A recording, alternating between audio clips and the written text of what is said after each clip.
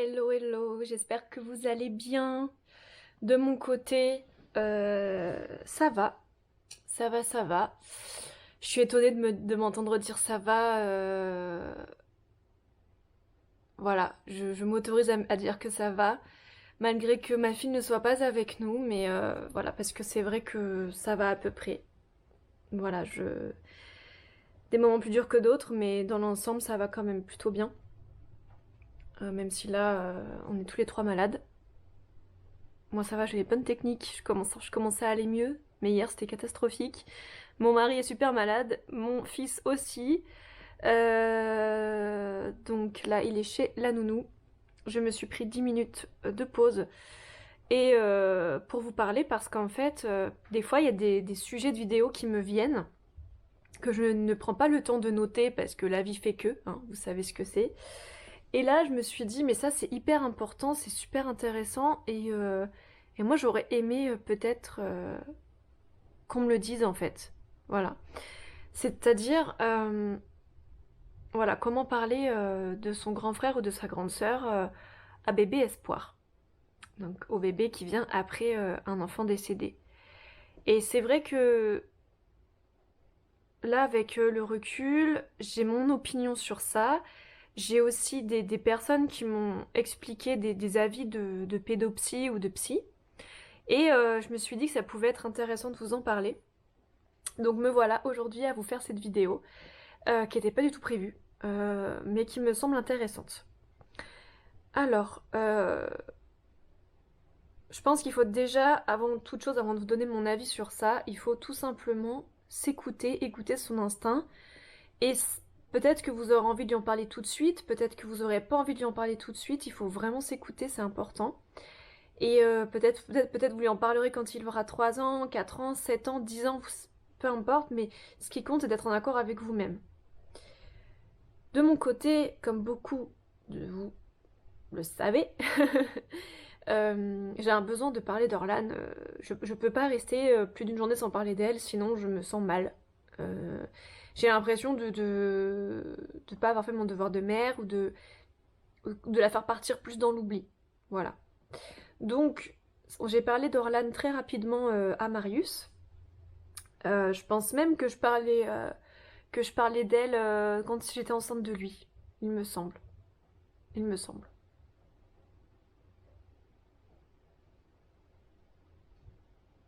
Excusez-moi, je crois que j'ai quelqu'un qui monte dans l'escalier. Non, j'ai halluciné. J'ai halluciné. Désolée. Du coup, je lui en ai parlé très rapidement. Je sais pas si j'en ai même pas déjà parlé à la maternité pour vous dire. Mais toujours à des moments, je veux dire, je lui en parlais pas comme ça, genre entre deux bouchées d'un repas ou quoi. Non, pas du tout. Je lui en parlais à des moments qui s'y prêtaient. Voilà. Soit à des moments qui étaient neutres, c'est-à-dire il dormait et puis j'en profitais pour lui parler de sa sœur, ou des moments où je sais pas, où les moments me semblaient bien opportuns. Mais là maintenant, bon, là il a même pas 1 an. Donc bien sûr, beaucoup vont se dire, mais ils comprennent rien à cet âge-là, ça sert à rien. Alors, déjà, je pense qu'ils comprennent beaucoup plus de choses que ce qu'on pense. Et en plus de ça, c'est libérateur aussi pour nous en tant que parents. Et je pense que si on commence à leur en parler rapidement, pas tous les jours, attention, faut pas non plus que ça devienne une obsession, hein, non, non, je lui en parle de temps en temps, très, très rarement, mais je lui en parle. Mais le fait d'en parler dès maintenant, je pense que ce sera aussi plus facile de pouvoir expliquer plus tard quand il pourra comprendre réellement en détail ce qu'on lui dira.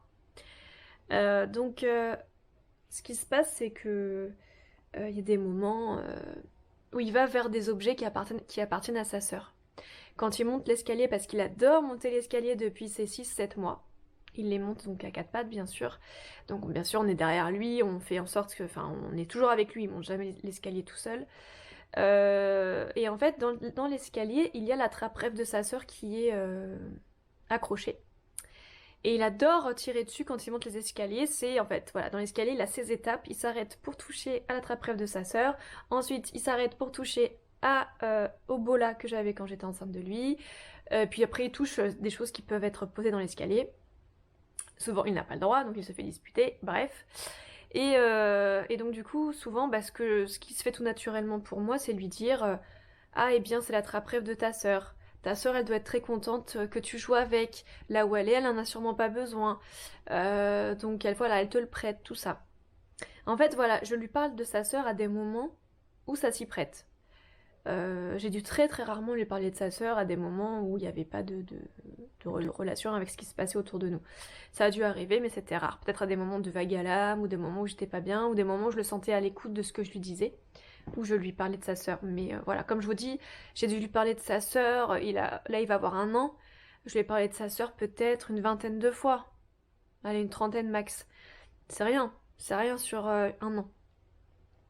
Et là, depuis pas très longtemps, il va beaucoup vers ma table de chevet, et dans la partie basse de ma table de chevet, il y a les photos de sa sœur, et il y a le doudou de sa sœur qui l'a accompagnée jusqu'au bout, qui était près d'elle, contre elle, jusqu'au bout, jusqu'au moment de l'incinération. Et en fait, il a commencé à ouvrir ce tiroir, et à un moment donné, il a pris le doudou. Et donc là, forcément, qu'est-ce que je fais? Je lui explique que c'est le doudou de sa sœur, pareil, qu'elle n'en a plus besoin, et que s'il veut le prendre, voilà. Et puis ce qui est assez fou d'ailleurs, c'est que mon fils, il adore en fait, quand il prend les choses, il fait le câlin. Le câlin, c'est il met comme ça, il se met contre, il fait et donc il fait ça, il met dans la bouche, voilà. Et donc il a pris ce doudou, et voilà, il a fait ça, il a fait ce câlin plusieurs fois. Et après, bien sûr, il a laissé tomber parce que c'est un bébé, quoi. Il passe vite du coq à l'âne, hein, c'est normal. Et voilà, donc j'essaye vraiment... Là, c'était pour vous donner un peu les exemples des moments où je parle de ma fille à son frère. Mais ça, c'est aussi à vous, bien sûr, de sentir les choses. Voilà, moi, c'est comme ça que j'aime faire. Et voilà. Après, voici mon avis. Donc déjà, de parler donc de votre enfant décédé à son frère ou à sa sœur à des moments propices, que ce soit pas comme ça d'un coup sans raison, voilà. Euh, et surtout, euh, alors, la question, on va dire, elle est un petit peu... quand parler de son enfant décédé à son frère ou à sa sœur, ça c'est vraiment ressenti, mais je pense qu'à l'âge où il commence à comprendre un petit peu, genre vers 3, 4, 5 ans, ça dépend des enfants, prendre vraiment un moment pour lui dire, voilà, tu as un frère ou une sœur, il est décédé, il ou elle est décédé, etc. Pour que les choses soient posées. Surtout qu'à un moment donné, votre enfant va vous dire, ouais, j'ai pas de frère ou de petite sœur, je m'ennuie. Alors, moi, là, comment je pense faire les choses, et peut-être que je vais changer d'avis d'ici là, mais c'est comme ça que je ressens les choses, je lui dirais, écoute, tu as tort, tu as une grande sœur qui s'appelle Orlane, elle n'est pas ici, elle est décédée, voilà, elle est morte, parce que oui, j'ai appris récemment qu'il ne faut pas dire partie au ciel ou partie ailleurs ou j'en sais rien, il faut employer le mot décédé ou mort, parce que les enfants le comprennent très bien et ça leur permet de comprendre que la personne ne peut pas revenir et qu'elle n'est pas là. Si on utilise d'autres termes, ça peut être un petit peu confus dans leur esprit. Euh, donc il faut, voilà. Donc je pense que voilà, dès qu'il sera en âge de comprendre un peu mieux et qu'il parlera un peu, je lui expliquerai qu'il a une grande sœur, qu'elle est décédée dans mon ventre à 9 mois, et que s'il a d'autres questions, je lui répondrai. J'avoue que de vous parler de ça, ça m'émeut un peu parce que déjà, pour l'instant, il ne parle pas, et il fait des babubi babu, et enfin si il parle, mais à sa façon de bébé, quoi, des choses qu'on ne comprend pas, des choses à lui. Donc d'imaginer que bientôt, dans quelques mois, euh, on pourra vraiment échanger, qu'il va commencer à vraiment parler, ça me fait bizarre. Et de me dire que je vais pouvoir lui parler réellement, vraiment en conscience de sa sœur, ça aussi ça me fait très bizarre. Parce que là je lui parle de sa sœur certes, mais il n'est pas... Il comprend que je lui parle de quelque chose d'important, je le sens, mais il ne comprend pas de quoi il s'agit exactement, je ne pense pas. Donc voilà, même si les bébés sont beaucoup plus intelligents que ce qu'on imagine, et je pense qu'ils comprennent beaucoup plus de choses. Et même l'autre fois, quand il est allé dans ce fameux tiroir, ensuite il est allé vers les photos d'échographie que je garde dans notre chambre. Donc, en fait, j'ai 2 photos d'échographie d'Orlan, je crois que c'est deuxième et troisième trimestre, si je dis pas de bêtises, où on voit vraiment bien son visage. Et du coup, bah, je les ai mises dans les cadres que nous avaient offerts mes beaux-parents. C'est des cadres qui devaient aller dans sa chambre et qui devaient décorer sa chambre. Et je me suis dit, bah, comme elle n'est pas là, autant mettre ces photos d'échographie et les mettre en décoration dans notre chambre en souvenir. Et donc à côté de ces photos, il y a donc aussi un bol tibétain, il y a aussi des bougies, les bougies qu'on allume chaque Noël pour en fait faire comme si elle était présente. En fait, la bougie représente sa présence. Et des cadeaux qu'on nous avait fait pour elle, avec marqué, voilà, des pendentifs, avec marqué petite fille, plein de petites choses. Et en fait, juste après que je lui ai parlé de sa sœur et qu'il ait lâché le doudou, je me rappelle, ça devait être la deuxième fois qu'il fasse ça, il est parti vers ses photos d'échographie. Il a touché une photo d'échographie. Ça m'a fait très étrange, je pense que c'est un hasard total, encore une fois, parce que j'essaie d'être pragmatique, mais ça m'a fait très bizarre quand même. Je me suis dit, c'est quand même bizarre, je lui parle de sa sœur, il va toucher l'échographie d'elle qui est en photo. Bref, petite parenthèse. Donc utilisez, donc déjà, écoutez votre instinct, ne pas non plus en parler tous les jours parce que c'est pas bon du tout, il faut pas que ça devienne une obsession. En parler à des moments donc qui sont appropriés. Et pour la première annonce vraiment, de vraiment annoncer que l'enfant a un frère ou une sœur, plus grand ou plus petit, le faire à un moment, voilà, ou à un âge ou en tout cas où il commence à poser des questions et où il peut vraiment comprendre. Voilà, je ne sais pas quand je le ferai exactement, si c'est à 3, 4, 5, 6 ans, on verra. Mais je le ferai en tout cas dès que possible.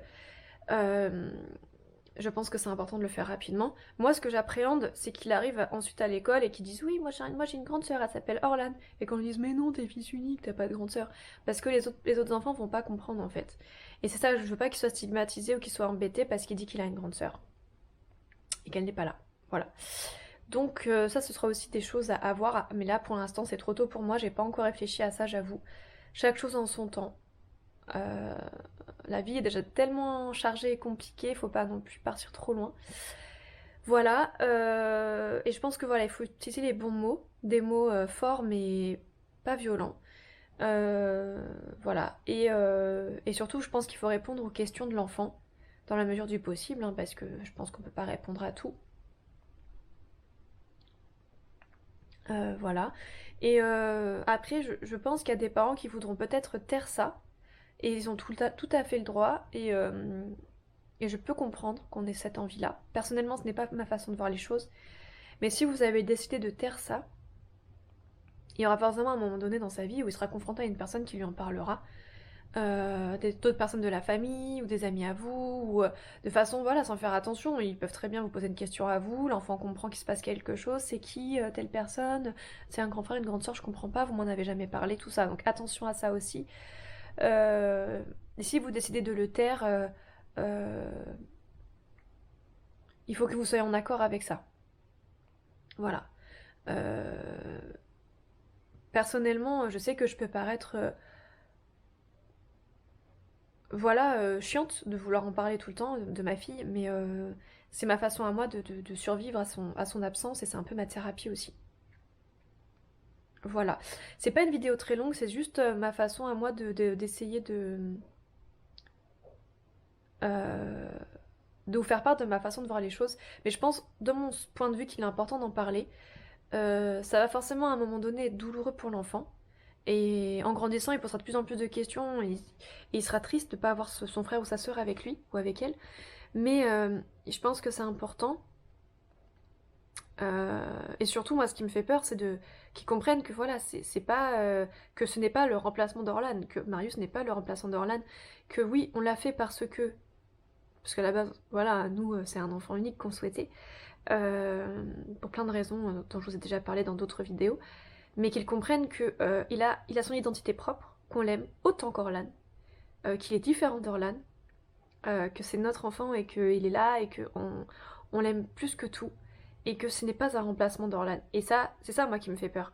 Parce que certes, oui, il est différent d'Orlan et c'est un enfant qu'on a désiré, mais on l'a fait parce que Orlan n'était pas là. Mais moi je veux pas qu'ils comprennent que c'est pour la remplacer et que le plus important c'est Orlan. Et ça par contre, ça là-dessus je suis pas encore très rodée, je sais pas trop encore comment lui faire comprendre ça. Ça c'est quelque chose qui me fait un petit peu peur, j'avoue, mais je vais y travailler, je vais y réfléchir, et je suis sûre que je trouverai les bons mots pour lui faire comprendre. Et puis il y a des moments où il se révoltera, à l'adolescence il dira ah oui, de toute façon, moi je suis l'enfant de la deuxième chance, voilà, je suis un bébé espoir, c'est tout. Voilà, donc je sais qu'il y aura des moments comme ça, mais c'est normal. Voilà. Mais je regrette absolument pas qu'il soit là, et c'est surtout ça qu'il faut qu'il comprenne que c'est notre rayon de soleil et c'est notre amour, quoi. Voilà. Je vous fais des gros bisous, j'espère que cette vidéo vous aura plu, et je vous dis à très bientôt pour une prochaine vidéo. Bye bye.